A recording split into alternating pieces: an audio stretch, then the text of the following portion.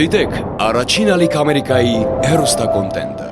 Բաժանորդագրվեք առաջին ալիք Ամերիկայի YouTube-յան ալիքին First Channel America։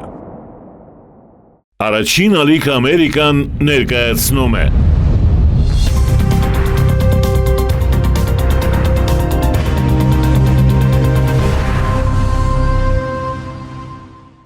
Ողջույն, առաջին ալիք Ամերիկայի եթերում հայրենակիցն է եւ մեր հյուրը, որին այս թողարկման ընթացքում պետք է բացահայտենք, սիրիահայ Նարեկ Զարեհն է։ Հայրենադարձ, որն իր եղբորեդ Հայաստանում հիմնեց գեղեցկության սրահ։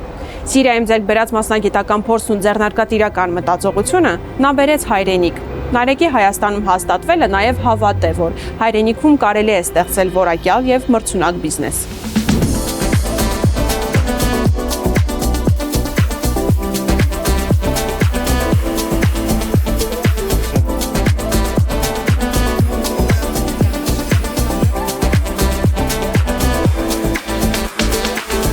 Բարև։ Ողջույն։ Ձեզ։ Ինչպե՞ս եք։ Ես Փարքաստոն միշտ լավ եմ։ Շատ լավ է։ Նարեկ թե Զարե, ինչպես դիմենք ձեզ։ Հիմնականում բոլոր մարդիկ այդ հարցը ինձ տալիս են, հիմնականում պատասխանում եմ Նարեկ Զարե։ Նարեկը ես եմ, Զարեն պապասը, բայց պապան այս գործի հետ ընդհանրապես կապ չունի,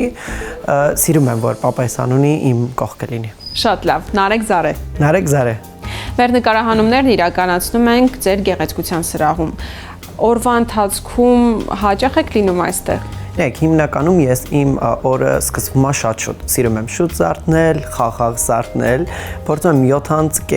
7:35 րոպե արդեն սրահում լինեմ, որով արդեն 8-ից իմ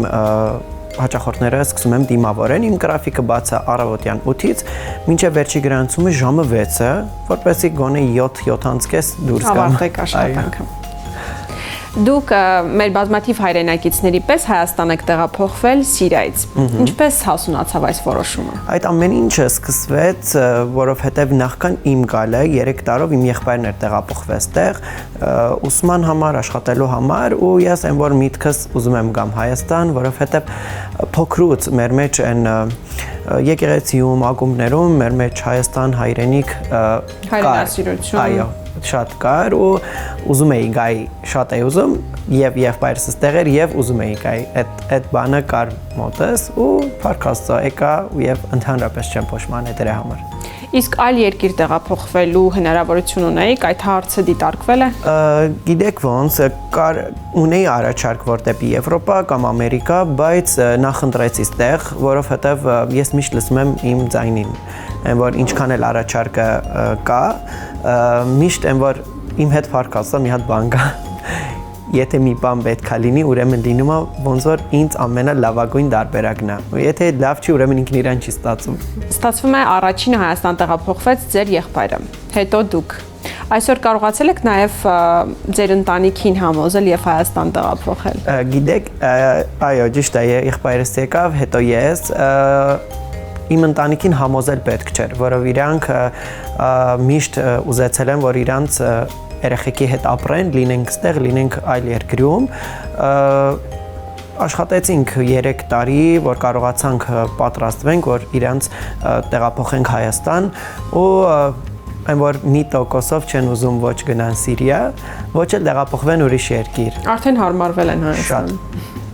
Նարեկ, բազմաթիվ օրինակներ ունենք, երբ արհեստը նվիրումի մասնագիտական կատարելության շնորհիվ հասնում է արվեստի մակարդակի։ Վարսահարդարությունն այսպիսի ներուժ ունի։ Ուրեմն առհասարակ ցանկացած մասնակից պետք է փնտրի իր սիրած գործը։ Եվ որ փնտրեց իր սիրած գործը, ես եթե շեշտը դնեմ մեր գործի մեջ, եթե սիրեց, ուրեմն պիտի իր մեջի ֆանտազիան հանի, որ ինքը դարբերվող լինի եւ ունենք հայ տղերք եւ հայ աղջիկներ, որ իրանք թրենդներ են արդեն ստեղծում։ Այսինքն իրանք ինչ որ ոճային գործ են անում եւ դա սկսում է բավականին հաճախորդներ դրան հետևեն։ Իհարկե այդ խոսքը մեծ փորձով մասնակիցների մասին է, որը ես Փարքաստո կարողացել եմ իրանց հետ ինտերանամ, շփում ունենամ, վերջի մեր գործը նենց է, որ դու պետք է ֆանտազիա ունենաս։ Իսկ ինչու ընտրեցիք հենց վարսահարդարումը։ Ինչը գրավեց ձեզ մասնագիտական նման ընտրություն կատարելու հարցում։ Հիմա փոքրուց ես մամայի մազերը փորձում էի միշտ սարքեի եւ տենց դժվարությամբ, բայց ուզում էի։ Հետո իմ քերիս եւ իմ հորքուրիս տղեն երկուսն էլ վարսավիրներն են եւ երկուսն էլ արդեն հիմա պարկասո իրանց սրահներ ունեն ու իրանցից դա եկա, որ ես կարողացա արիթ ունենամ իրանց մոտ, թեկուզ գնամ այնտեղ կոֆե դնեմ կամ մի հատ մաս տանեմ կամ ինչ-որ բան եւ որոշեցի հետո սովորեմ, թե ես խորանամ այս մասնագիտության մեջ ու զգացի, որ դա ինձ ավելի շատ գրավում ու սկսեցի այդ ձևի։ Մարդկային եւ մասնագիտական որ հատկանիշներն են առավել կարեւոր վարսահարդարման ոլորտում։ Ուրեմն, եթե մարդկային օրեն տեսնենք, միշտ պետքա մասնակետը մաքսիմալ չխափի կամ իր որ վստահություն ունենա մեծ հաճախորդի հետ։ Օրինակ, երբ որ հաճախորդը գալիս է եւ ուզում է գունաբացի, իր մազերը փոխի, պետքա ճիշտ կոնսուլտացիա արվի, որ ինքը տեսնի արդյոք այդ մազը կարանք իրան բացացնենք առանց վնասի։ Եթե ինքը մարդկային օրեն տեսնի գումարին, ինքը կարա այդ մազը գունաբացի եւ վարի այդ մազերը եւ հետո հաճախորդը դժգոհ կա։ Ինչ վերաբերում է մասնագիտական, իհարկե ես միշտ խորհուրդ եմ տալիս իմ սրահի մասնակիցներից, ինձանից սկսած սրահի մասնակիցները եւ ընդհանուր ցանկացած այս մեր գործի վարսավիրները միշտ վերապատրաստվեն։ Միշտ նորություն կա, մեր գործը ինքը սահմանափակված չի։ Մի հատ բան չի, որ դու պետք է սովորես ու վերջ շարունակես, նո։ Պետք է անընդհատ վերապատրաստվես, սովորես եւ միշտ փորձես քո ամենալավ մարդը, ամենալավ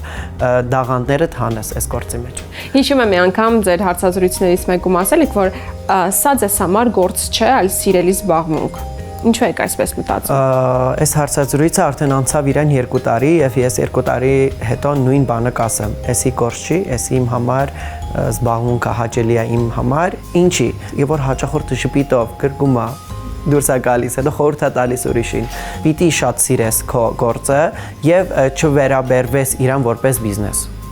Դու իրան պետքա վերաբերվես որպես դու քո ունեցած դաղանդդ, քո ունեցած առավելությունը, որ Աստված ստեղծել է մեր մեջ, դա ճիշտ օգտագործես եւ կարողանաս ճիշտ մատուցես։ Նարեկ, իսկ դուք միայն վարսահարդարմամբ եք զբաղվում, թե նաև օգնում եք ձեր հաճախորդներին մազերի ամենօրյա խնամքի, ճիշտ սննդակարգի եւ հիգիենայի հետ կապված խորհուրդներով։ Ցանկացած հաճախորդ ինձ ցանկացած հարցով գլխամաշկի, մազերի, խնամքի հետ կախված կարող է ինձ դիմի։ Լինի մեր գեղեցկության սրահի հաճախորդ, լինի Instagram-ով կամ լինի թեկուզ փողոցում։ Ինձ կանգնացնի, եթե ինձ ճանաչում կարա հանգիստ ինձ այդ հարցը տա։ Ինձ պետքա, որ հաճախորդը կարողանա ճիշտ պրոդուկտը օգտագործի իր մազերին, որով հաճախորդը չի կարա ինքը ասի ինչ խնդիր ունեմ։ Կարա ասի, վայ վնասված է, բայց ընդամենը չոր է, ինչ որ յուղի կարիք ունի կամ թեթև ճիշտ շամպույն մասկայի կարիք ունենա։ Այդի միշտ փորձում եմ տամ ծանոթի եւ անծանոթի եւ մեծ սիրով եմ դա անում։ 24/7-ի գրաֆիկով ձեր հաճախորդների կողքին եք։ Լերիվ։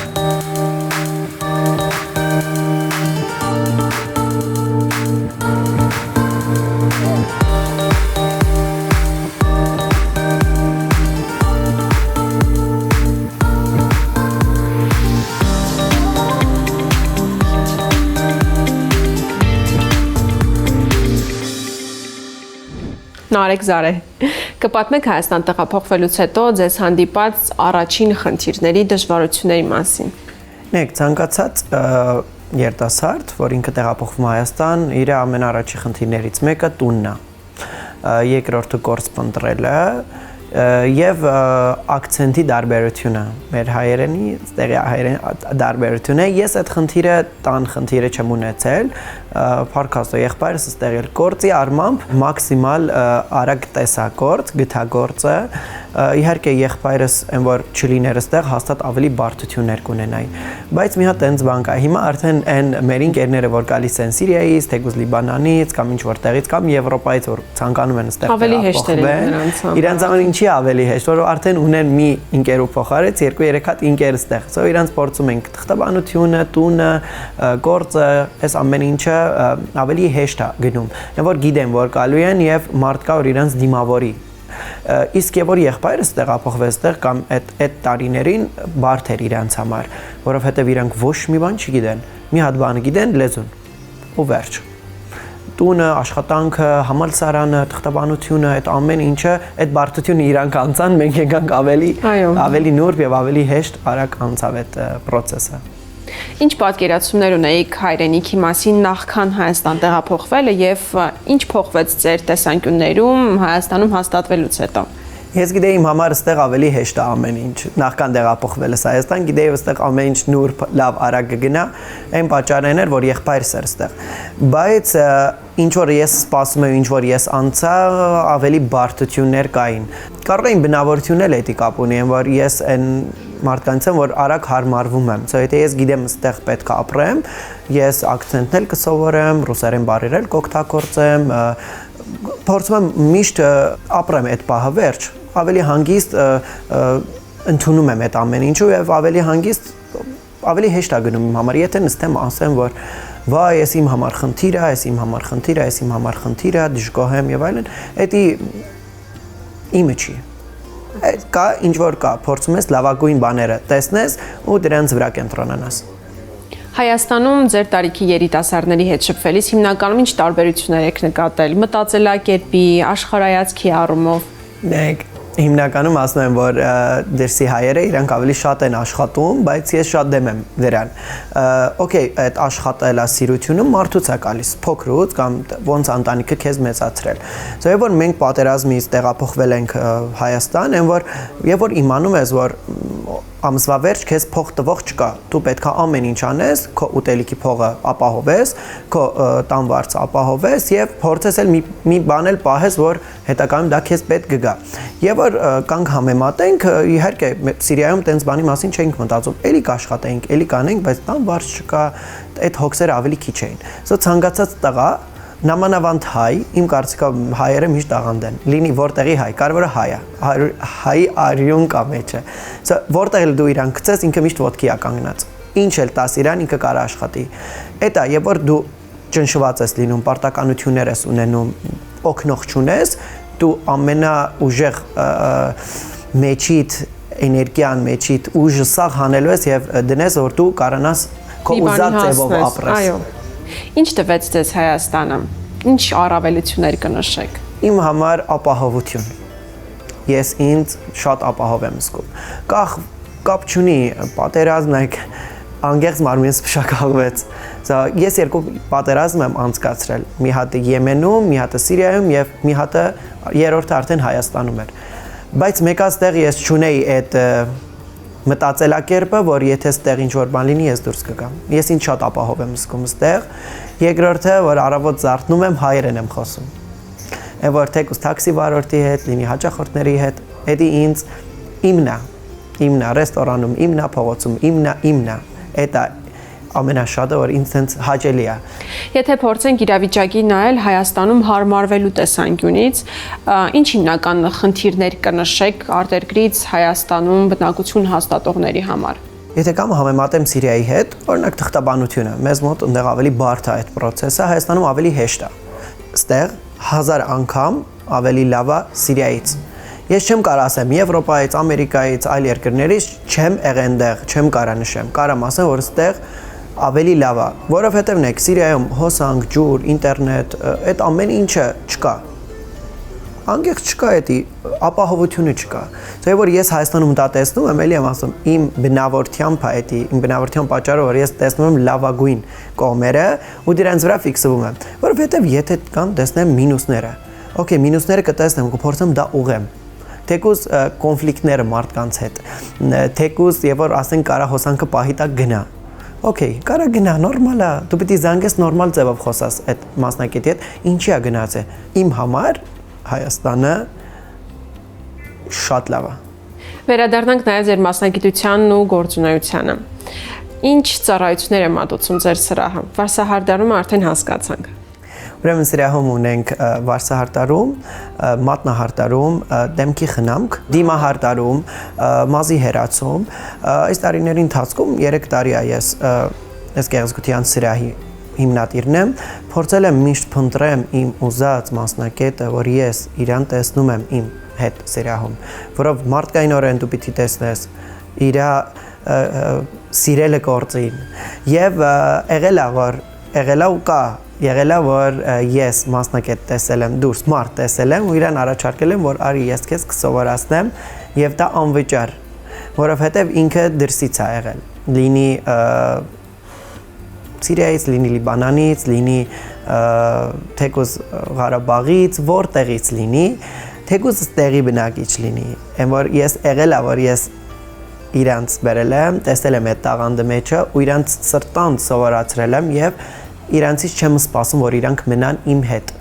Ես ուզեցել եմ մի բան անեմ, վերջ, անում եմ, չեմ սպասում դրա հանդեպ ինչ-որ բան, որովհետև ես իրան տալիս եմ մասնագիտություն, որ ինքը ցանկացած երկրում դա կարա աշխատի, ցանկացած վայրում։ Իմ մոտ չլինի, թող կողքից գեղեցկության սրահ լինի։ Աշխատանքային ծանրաբեռնված առօրյայից կտրվելու համար ինչպես եք անցկացնում ձեր հանգիստը։ Հայաստանում գտել եք ձեր նախասիրությունները։ Եթե կամ տեսնեմ Հայաստանի կամ իմ անձնական կյանքում մի հատ մարդ կա, որ ես հենց իրան տեսնում եմ, գրգում եմ ու երջանկանում եմ։ Դա իմ փոքր քույրն է, որը մեր մեջ 19 տարվա տարբերություն կա։ Այն որ ինչքան էլ հոգնած գնամ տունը, մի հատ գալիս պաչում փաթաթվում է, այն որ ամբողջ աշխարհը իմն է։ Իսկ եթե կամ տեսնեմ հանգստանալու համար, լիքը բան կա անելու։ Օրինակ ես սիրում եմ սպաներ, մի սպայի փոխարից 10 հատ սպա ունենք։ Եթե ուզենամ քաղաքից դուրս գնալ, իմ համար Դիլիջանը այն որ ուրիշ աշխարհ է, այնտեղ բնություն, հանգստություն, լինի զարգացոր կարանք օգտվենք, կան շատ սիրուն տեղեր կան, որ ես կարամ դա հանգստանամ, այնտեղ գնամ իմ հանգստյան օրերում, փորձում եմ իմ մոտիկ ընկերներին վերցնեմ, թեկուզ մենք այգիներում քայլենք կամ գնանք ինչ-որ քաղաքից դուրս միտեղ, իմ համար հանգստություն է։ Նարեկ, ինչպես եք մտածում, ավելի հեշտ է հայրենիք տեղափոխվելու որոշում կայացնել երիտասարդ տարիքում, թե ավելի ուշ։ Իմ փորձից հաստատ կասեմ երիտասարդ տարիքում, այլևս եթե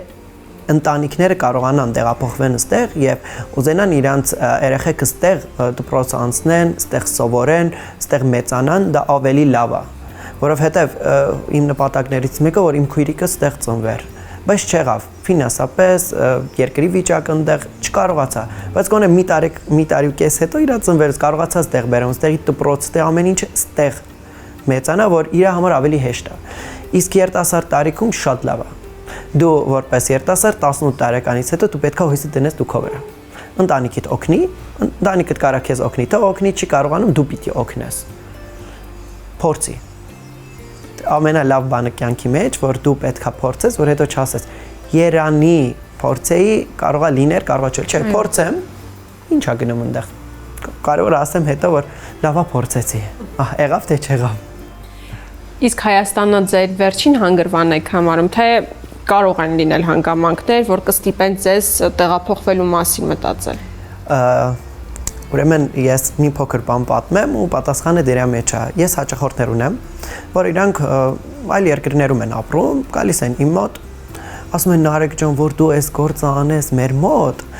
ավելի շատ գումար կստանաս, դու այս գործը որ անես մեզ մոտ, դու ավելի շատ կհայտնիանաս, դու այս գործը որ անես մեզ ավելի գնահատված կլինես, ես ասում եմ ես չեմ ուզում։ Ինչի, որովհետև մեկ այստեղ շատ կոմֆորտ է իմ համար, շատ կոմֆորտ է։ Այն որ ոնց որ ես իմ տեղն եմ գտել, բացառվում է, ես տեղից դուրս գամ։ Չեմ մտածում պատերազմ լինի ես կտեղափոխվեմ կամ չէ, կհարմարվեմ։ Ոնց որ հարմարվեցինք, այսինքն կշարունակեմ։ Ոչ մտածում եմ դրա մասին։ Ոչ է խորհուրդ կտամ ինչ-որ մեկը մտածի դրա մասին։ Դե ասենք Փառք Աստծո, դիմանանք ամեն ինչին եւ պիտի շարունակենք։ Արտերկրում ապրող բազմաթիվ երիտասարդներ կան հենց ձեր տարիքի, որոնք չեն մտածում հայրենիք տեղափոխվելու մասին, կամ գուցեև մտածում են, բայց չեն կարողանում այդ վերջնական որոշումը կայացնել։ Ինչ խորհուրդ կտաք նրանց։ Այսօր այն երիտասարդները, որ մտածում են տեղափոխվեն, ես չեմ կարող ասեմ հաստատ եկեք գտնեք ձեր ուզածը տեղ, որով ամեն մարդ իր բնավորությամբ, իր նախասիրությունները եւ այլն, ես խորհուրդ կտամ, որ իրենք կան փորձեն։ Թեկուզ մի շաբաթ չկա տենց տուրիստ եկել է Հայաստան, ինքը չի ասում, որ այստեղ շատ լավ է, այստեղ կյանք կա, այո, այստեղ կյանք կա։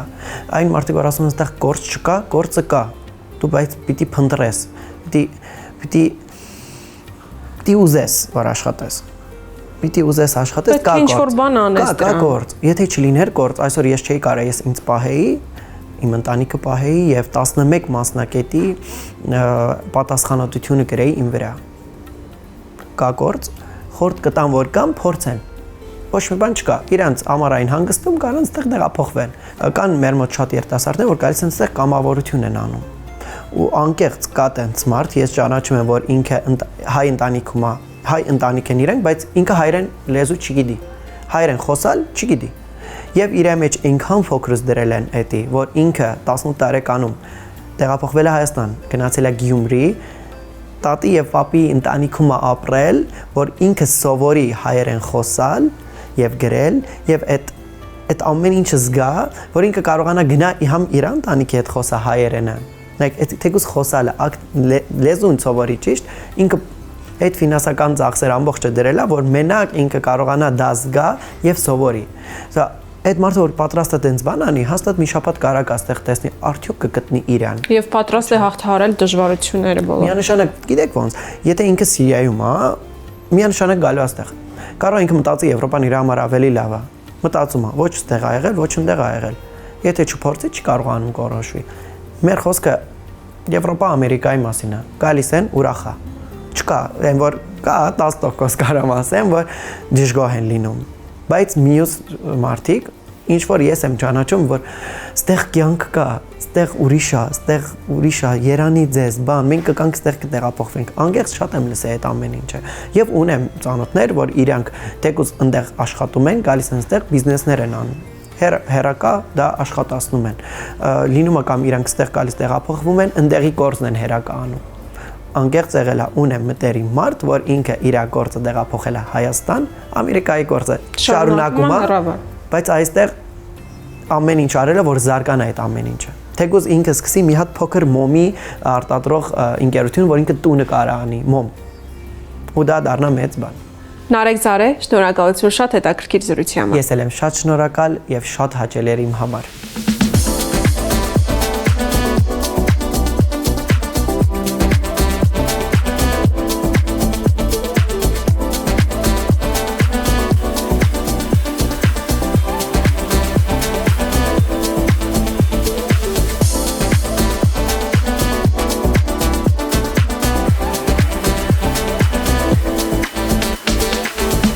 Նարեկ Զարեհի պատմությունը վկայում է, որ հայրենիք վերադառնալը սեփական ինքնությունը վերագտնելու եւ խոստումնալից ապագա կառուցելու գիտակցված ընտրության ճանապարհ է։ Նման որոշումներն օգնում են ուժեղացնելու մեր պետականությունը եւ Հայաստանը դարձնելու տուն յուրաքանչյուր վերադարձողի համար։ Հայրենակցի այսօրվա թողարկման համար այսքանը։ Կհանդիպենք